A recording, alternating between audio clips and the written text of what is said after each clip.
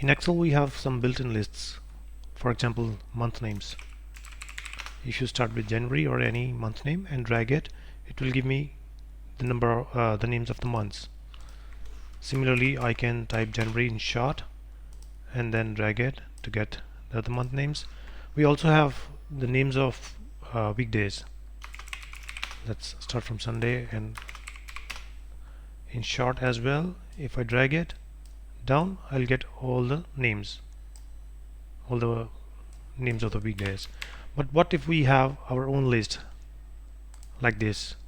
Here we have around 200 staff members, so I cannot remember the names of all of them, right? So if I have to create a new sheet with staff members, I usually copy it, but now we can add it to the custom list as well. Select it, go to File,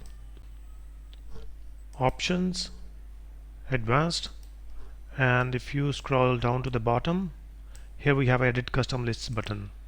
Here you can see there are inbuilt lists, but now we want to import this list here. So as you can see, we have already selected this list. We got the address here. We can just click on the import button and yes, it is imported. Now click on OK. Click on OK once again, and now we are done. You can start with any name. For example, here we have Roy.